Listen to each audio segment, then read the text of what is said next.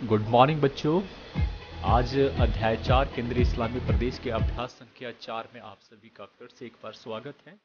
आज मैं और दो महत्वपूर्ण प्रश्नों को लेकर इसी अध्याय से लेकर आया हूं, जिसके बारे में चर्चा करेंगे। पहला प्रश्न रहेगा, मध्यकाल में इतिहास के क्षेत्र में महत्वपूर्ण लेखकों के योगदान का संक्षिप्त वर्णन कीजिए। मध्यकाल में कौन से महत्वपूर्ण लेखक हुए, खासतौर पर अरब में, और उनका योगदान क्या रहा इतिहास में, उसके बारे में हम जानेंगे। दूसरा जो प्रश्न था वो है कि धर्म युद्ध से क्या अभिप्राय है, इसके कारणों और प्रभावों का संक्षिप्त वर्णन कीजिए। ये हर बार कहीं ना कहीं 2 या 3 नंबर का क्वेश्चन जो है वो अवश्य पड़ता है, बड़ा भी प्रश्न आ सकता है, इसलिए जो है तैयार रहें। तो दोनों प्रश्नों के बारे में थोड़ा सा हम चर्चा कर लेते हैं। पहले पढ़ते हैं, मध्यकाल में जो साहित्य हुए, लिखे गए, किसके द्वारा, उनके बारे में, लेखकों के बारे में चर्चा कर लेते हैं। पहला नाम आता है इब्न सीना के बारे में। ये मध्यकाल अरब का एक महान दार्शनिक और चिकित्सक, याद रखना, दार्शनिक और चिकित्सक था। इसका जन्म 980 ईस्वी में बुखारा में हुआ। इनका जो दर्शन था वो यूनानी दर्शन था, और वे देखिए उन्होंने जो बात कही थी वो थी कि इस समय 980 ईस्वी में धर्म के खिलाफ जो बात करना वो बड़ी बात थी, क्योंकि उस समय इस तरह की बात करने का मतलब था सर कलम करवाने वाली बात। वे इस बात में विश्वास नहीं रखते थे कि क़यामत के दिन व्यक्ति फिर से जिंदा हो जाता है। क़यामत के दिन मतलब जिस दिन उसकी मौत होती है वो फिर से मरता है, फिर जीता है। इस कारण उसे कट्टर मुसलमानों के घोर विरोध का सामना जो है वो करना पड़ा था, क्योंकि ये उनके धर्म के खिलाफ कहा गया था। उन्होंने चिकित्सा के क्षेत्र, सबसे इब्न सीना को जाना जाता है चिकित्सा के क्षेत्र में, और ये जो बात उन्होंने कही थी। इनकी जो रचना थी वो जो किताब है जिसका नाम है अल कानून फिल तिब, इसका याद रखना पड़ेगा आपको। इससे ये जो विश्व भर में प्रसिद्ध हुई किताब, क्योंकि इन्होंने जो नुस्खे लिखे थे औषधियों के बारे में, वो तो लगभग 760 औषधियों के बारे में इसमें अपनी किताब में वर्णन किया गया था। और इनकी जो मृत्यु हुई थी 1037 ईस्वी में इनकी मृत्यु हुई। फिर आगे बढ़ते हैं, दूसरे जो थे वो थे अबू नुवास। इन्हें आधुनिक अरबी कविता का एक महान अरबी कवि जो है वो माना जाता था। इन्होंने खलीफा हारून अल रशीद के दरबार में ये दरबारी के तौर पर रहे और बहुत सारी कविताएं इन्होंने लिखी। इनके जो 2 विषय थे अलग से, दूसरों से हटके, वो थे प्रेम और शराब। तीसरा जो आता है उमर ख़याम, जिसके बारे में आपने काफ़ी सुना होगा। उमर ख़याम के बारे में माना जाता है कि एक महान कवि ही नहीं थे, बल्कि खगोल वैज्ञानिक और गणितज्ञ भी थे। इसके लिए भी इनको जाना जाता है। इनका जन्म 1048 ईस्वी में हुआ था। इनकी रुबाइयाँ विश्व भर में प्रसिद्ध, अलग अलग भाषाओं में जो है इसे रूपांतरित करके लोग जो है आज भी इनको बड़े आनंदित तौर पर पढ़ते हैं। इन्होंने रिसाला नामक प्रसिद्ध ग्रंथ की रचना जो है की थी, रिसाला, याद रखना, रिसाला। इनके योगदान के कारण ही इन्हें जो है फारस का वॉल्टेयर कहा जाता है, वॉल्टेयर ऑफ पर्सिया कहा जाता है। ये इंपॉर्टेंट है। तो ये है उमर ख़याम। चौथा, ये गलती से तीसरा नंबर रखा, चौथा आता है फिरदौसी के बारे में। फिरदौसी जो है मोहम्मद गजनवी का सबसे प्रसिद्ध फारसी का दरबारी था। याद रखना, मोहम्मद गजनवी का फारसी का सबसे प्रसिद्ध जो है वो कवि था, दरबारी था। उनका जन्म जो है 950 ईस्वी में खुरासान में हुआ था। उन्होंने शाहनामा, इसके लिए, इस किताब के लिए इनको जाना जाता है, शाहनामा नामक प्रसिद्ध ग्रंथ की रचना की थी, और इसमें लगभग 60,000 पद जो है वो आते हैं। इसे इस्लामी साहित्य का सर्वश्रेष्ठ कृति माना जाता है। इसमें रुस्तम की कहानी जो है वो वर्णित की गई है। काव्य के क्षेत्र में योगदान के कारण उन्हें जो है फारस का होमर, इन्हें कहा जाता है होमर ऑफ पर्सिया। इनकी मृत्यु 1020 ईस्वी में हो गई थी। अब आता है 5वें नंबर पर 1001 रातें। ये भी बड़ा इंपॉर्टेंट है। ये अनेक प्रसिद्ध कहानियों का एक संग्रह है जो मूल रूप से भारतीय फारसी भाषा में था। 10वीं शताब्दी में इसका अनुवाद अरबी भाषा में बगदाद में किया गया था। इन कहानियों को शहरजाद द्वारा अपने पति को हर एक रात को एक एक कहानी करके सुनाया गया था, और इस प्रकार से इस संग्रह को अरबी रातें के नाम से भी जाना जाता है। अरेबियन नाइट्स, अलिफ लैला की कहानी आपको याद रहा होगा, तो ये वही है, उनके ही बारे में बात हो रही है। आगे बढ़ते हैं, 6ठा नंबर वो है अल-बरूनी। यह 11वीं शताब्दी का एक महान विद्वान और इतिहासकार था।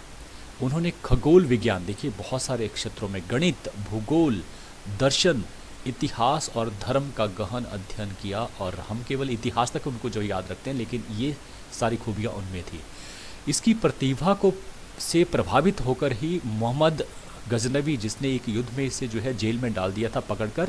उसके पश्चात इसके प्रतिभा से ही प्रभावित होकर जो है इसे भारत अपने साथ लेकर आया था, इसे अपने दरबार का रतन भी बनाया था। उसने जो कुछ भी अपनी आंखों से देखा भारत में, वो सब उसने अपने बहुमूल्य ग्रंथ, जिसका नाम था तहकीक मा लिल हिंद, याद रखना तहकीक मा लिल हिंद, और इसी का दूसरा नाम था तारीख ए हिंद। तो इसमें उसने जो लिखा वो अगर भारतवर्ष का 11वीं शताब्दी का जो भारत का इतिहास है उसको जानना हो तो ये सारी जानकारी कहाँ से मिलती है हमें? अल-बरूनी के तारीख ए हिंद ग्रंथ से। इसलिए ये बहुत इम्पोर्टेंट है। ये पढ़ा हमने मध्यकाल में जो भी बड़े लेखक हो उनके बारे में। अब जानते हैं दूसरा जो प्रश्न था वो था धर्म युद्ध के संदर्भ में कि अभिप्राय का। धर्म युद्ध यूरोप के ईसाइयों ने 1096 से लेकर, याद रखना डेट्स आपको याद रखना पड़ेगी, 1096 से लेकर 1272 ईस्वी के बीच अपने धर्म की पवित्र भूमि जो कहाँ थी? फिलिस्तीन और उसकी राजधानी जेरूसलम में स्थित ईसा की समाधि का गिरजाघर मुसलमानों से छीनने और अपने अधिकार में करने के प्रयास को ही धर्म युद्ध कहा जाता है। तो इसी युद्ध को अलग अलग तरह से नाम से भी जाना जाता है। सलीबी युद्ध भी कहा जाता है, ईसाई धर्म युद्ध भी कहा जाता है, क्रूसेड अथवा क्रूस युद्ध के नाम से भी जाना जाता है। और लगभग ये 8 युद्ध हुए थे। तो संक्षिप्त तौर पर मैं फिर से कह दूं कि जेरूसलम वो भूमि है जो आज की डेट में, अगर हम इजराइल और फिलिस्तीन की बात करते हैं, इनकी जो है संयुक्त रूप से ये राजधानी रही है। तो जो जेरूसलम है जिसकी हम बात कर रहे हैं, जेरूसलम में उनकी ये चर्च है और इसी को छुड़ाने के उसमें ईसाइयों ने जो युद्ध लड़े, किसके खिलाफ? मुसलमानों के खिलाफ। उनके कहा गया धर्म युद्ध कहा गया। तो आगे थोड़ा सा बढ़ते हैं क्योंकि आगे इसके बारे में हम जो है वो ज़्यादा जान पाएंगे। धर्म युद्ध के कारण क्यों हुए ये धर्म युद्ध, उसके बारे में जान लेते हैं। पहला है अरबों द्वारा जेरूसलम पर अधिकार। जेरूसलम ईसाइयों के लिए वही स्थान है जो मुसलमानों के लिए मक्का या फिर सिखों के लिए अमृतसर का है। देखिए जेरूसलम के बारे में जो पीछे मैं कह रहा था, जेरूसलम ये है जो मेन जो इनकी भूमि है। जेरूसलम किस लिए इंपॉर्टेंट है? ये तीनों धर्मों के लिए अगर माने तो तीनों धर्मों के लिए ही ये भूमि जो है वो इंपॉर्टेंट है। पहले बात कर लेते हैं यहूदी जो सबसे पहले के वहाँ के जो वासिंदे थे, यहूदियों के लिए ये पवित्र भूमि है क्योंकि यहाँ पर उनका जो मंदिर था, जो सबसे पवित्र जो मंदिर है जिसको ये लोमन मंदिर के नाम से जानते हैं, ये उनके लिए सबसे इम्पोर्टेंट था। ठीक है, और इसलिए इनकी जो है वो ये पवित्र भूमि हुई। फिर दूसरे आते हैं ईसाइयों की बात करते हैं तो ईसाइयों के लिए जो है इनके ईसा मसीह की बात है, भगवान ईसा मसीह रहे तो उनका कर्म भूमि जो है वो जेरूसलम रहा है क्योंकि उन्होंने अपने जो उपदेश दिए वो जेरूसलम से ही प्रारंभ किए थे और यही इनके बहुत सारे फॉलोवर जो है बने थे। तो ये इनके लिए पवित्र भूमि है। फिर तीसरा जो आता है वो आता है मुसलमानों के लिए। तो माना जाता है कि मोहम्मद साहब जो है जन्नत को गए थे तो इसी रास्ते यहीं से होकर वो गए थे, इसलिए जो है उनके लिए ये पवित्र भूमि है। तो इसी भूमि के लिए जो युद्ध लड़े गए ईसाइयों के बीच में और मुसलमानों के बीच में 1096 से लेकर 1272 ईस्वी तक, उन युद्धों को कहा जाता है धर्म युद्ध। ठीक है, तो पहला कारण ये हुआ कि जिस प्रकार से मक्का मुसलमानों के लिए इंपॉर्टेंट है वैसे ही ईसाइयों के लिए ये बहुत इंपॉर्टेंट है क्योंकि ईसा मसीह की कर्म भूमि है। इसलिए जो है इसको इनसे जो आज़ाद करना चाहते थे, ये बात हुई कि इस वजह से जो है ये युद्ध जो है वो लड़े गए। ठीक है, ये हुआ युद्ध का कारण का पहला कारण सबसे पहले। लेकिन ये पूरा अभी नहीं हुआ है। इसमें 638 से, थोड़ा सा गलती से ये 8 है, 638 ईस्वी में अरबों ने पूरे जेरूसलम पर अधिकार कर लिया था। पूरी तरह से जेरूसलम पर अरबों का अधिकार हो गया था, मुसलमानों का अधिकार हो गया था। ईसाइयों के लिए इसे सहन करना जो है कठिन था, अतः वे किसी भी तरह से इसे वापस लेना चाहते थे। दूसरा, सल्जुक तुर्कों के ईसाइयों पर अत्याचार। 1071 ईस्वी में जेरूसलम पर सल्जुक तुर्कों का जो है अधिकार हो गया था जो कट्टर मुसलमान थे, अतः उन्होंने ईसाइयों पर घोर अत्याचार करना शुरू किए। उन्होंने तलवार के बल पर इस्लाम धर्म में सम्मिलित किया गया और ऐसा न करने पर उन पर कई प्रतिबंध लगाए गए और जेरूसलम की तीर्थ यात्रा पर आने वाले ईसाइयों का घोर अपमान भी किया जाता रहा और इस अपमान का वो बदला लेना चाहते थे। ये दूसरा कारण बना। ठीक है, कट्टर मुसलमानों के द्वारा ईसाइयों पर अत्याचार किया जाना। फिर तीसरा तत्कालीन जो कारण था, 1092 ईस्वी में जो सल्जूक सुल्तान थे जिनका नाम था मलिक साहब, इनकी मृत्यु हो जाती है और इनकी मृत्यु के बाद जो साम्राज्य हो वो विखंडन हो जाता है, अलग अलग भागों में, टुकड़ों में डिवाइड हो जाता है, लड़ाइयाँ लड़ते हैं राजकुमार इस प्रकार से अलग अलग। तो इस अवसर का, क्योंकि उस समय कमज़ोर था, इस अवसर का लाभ जो है उठाने के लिए जो बाइजेंटाइन साम्राज्य था, वहाँ के जो शासक थे जिनका नाम था एलेक्सियस प्रथम, उन्होंने अब जो है, अब उनको लगा कि इस तो सुनहरा मौका है, तो उन्होंने जो है उस समय के जो पोप थे अर्बन द्वितीय, याद रखना पोप जो है वो ईसाई जगत के सबसे प्रमुख गुरु जो होते हैं, तो उनका आह्वान किया, उनको सहयोग देने की अपील की और इस तरह से वो भी इनके साथ हुए। 26 नवंबर 1095 ईस्वी को फ्रांस में एक विशाल जनसभा का आयोजन किया गया। धार्मिक जनसभा थी ये, पोप द्वारा बुलाई गई थी। किसके द्वारा? अर्बन द्वितीय के द्वारा, पोप अर्बन द्वितीय के द्वारा, उस समय के पोप थे। और उन्होंने समस्त ईसाई जगत को धर्म युद्ध में सम्मिलित होने के लिए प्रेरित किया। अपने भाषण में ऐसे ऐसे शब्दों का इस्तेमाल किया कि लोगों में एक अलग ही प्रेरणा जो है वो, जैसे जब भी कोई भाषण देता है अगर, तो उन शब्दों के इस्तेमाल से क्या होता है, बहुत सारे लोग जो है वो प्रभावित होते हैं। तो उस समय जो धर्म के नाम पे लोग बहुत ज़्यादा प्रभावित होते थे, तो वो चिल्ला उठे सभी लोग कि ये ईश्वर की इच्छा है। क्या इच्छा है? कि हम धर्म युद्ध करें, अपनी जो कर्म भूमि रही है ईसा मसीह की, उसे छुड़ाएं, उसे आज़ाद करवाएं। तो इस प्रकार से समस्त जो ईसाई जगत था वो धर्म युद्ध की तरफ जो उत्तेजित हो गया और प्रारंभ हुआ धर्म युद्ध का सिलसिला। इस प्रकार से ये 8 जो धर्म युद्ध जो है वो लड़े गए। ये तत्कालीन कारण करता, ठीक है। फिर क्योंकि मैंने सभी धर्म युद्धों के बारे में ने कुछ नहीं किया है, तो जानते हैं सीधे कि प्रथम धर्म युद्ध में थोड़ी बहुत सफलता उन्हें मिली थी, जहाँ पर जेरूसलम पर उन्होंने अधिकार कर लिया। लेकिन बहुत सारे जो धर्म योद्धा थे उसके पश्चात वो वापस जो है अपने यूरोप देशों में लौट आए। इस कारण वहाँ स्थिति और कमज़ोर हुई और इसका फ़ायदा फिर से जो है वो अरबों को मिला। तो इस प्रकार से लगातार संघर्ष चलता रहा, लेकिन ईसाइयों को बहुत कम सफलता जो है मिली और अपने उद्देश्य में वो विफल रहे। किंतु इन धर्म युद्धों के दूरगामी परिणाम निकले। अब इन परिणामों के बारे में जान लेते हैं जल्दी से। एक, सामंतवाद का पतन।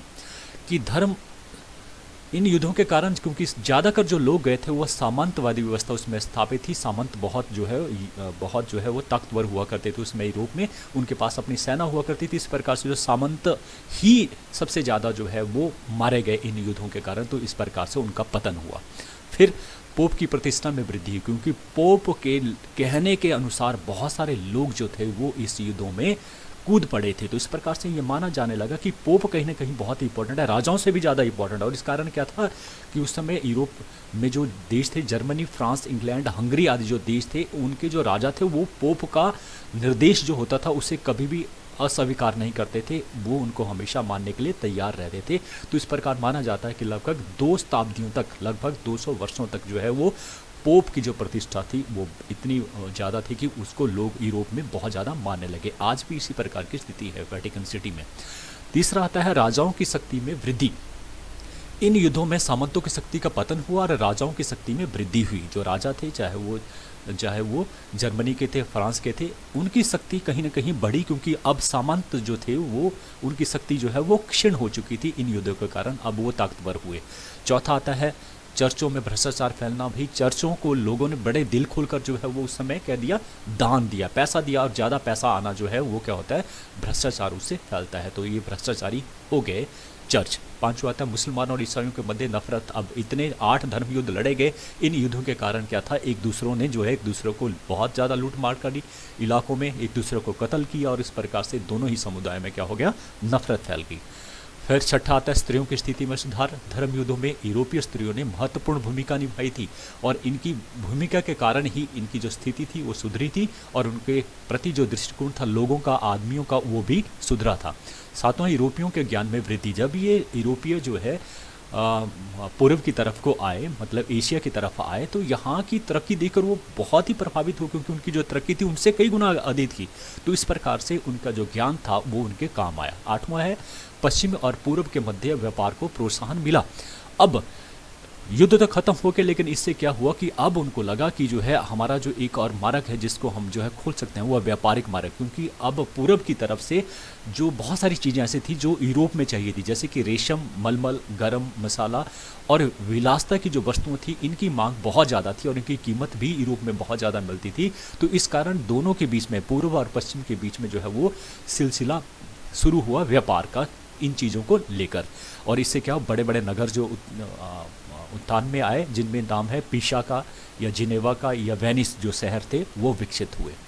नौ आता है बैंकिंग प्रणाली का प्रचलन। व्यापार बढ़ेगा तो क्या होगा, बैंकिंग मुद्रा का जो प्रारंभ भी हुआ, मुद्रा का स्वर्ण मुद्राएं चली और बैंकिंग प्रणाली का प्रचलन भी हुआ और इससे क्या हो, व्यापार और भी सुगम बना। 10वां है बहुमूल्य ग्रंथों का अनुवाद तथा शिक्षा को प्रोत्साहन।